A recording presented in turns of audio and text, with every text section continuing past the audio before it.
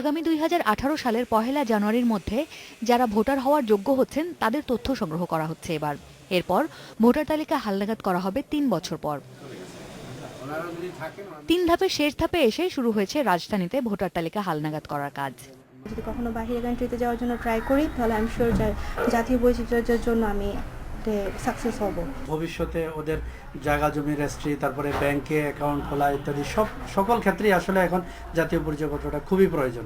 মা বাবার voter ID card, উনি যে বাসায় থাকেন সেই বাসার হয়তো একটা ওই গ্যাস বিল, বিদ্যুৎ বিলের একটা স্লিপ, মানে প্রয়োজনীয় কাগজপত্র নিয়ে, জন্ম নিবন্ধন নিয়ে ওনারা যদি আসেন, আমরা জেনুইন মনে করি আমরা স্কুলে বসে এটা করি। যারা বাদ পড়ছে মানে ওই সময় উপস্থিত ছিলেন না।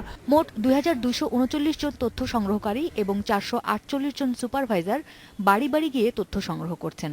গুলশান এলাকায় প্রায় 50,000 বাড়ির তথ্য সংগ্রহের দায়িত্ব পালন করছেন মাত্র 8 জন তথ্য সংগ্রহকারী। তারা 16 দিনে এতগুলো বাড়িতে যাওয়াকে কঠিন মনে করলেও নির্বাচন কমিশন বলছে কেউ বাদ পড়লে পরে তো সুযোগ থাকছেই। আমরা যেভাবে নিয়োগ দিয়েছি প্রত্যেকটা বাড়িতে যাওয়া সম্ভব। সমস্যা যেটা হবে সেটা অনেক বাড়িতে গিয়ে পাওয়া যাবে না।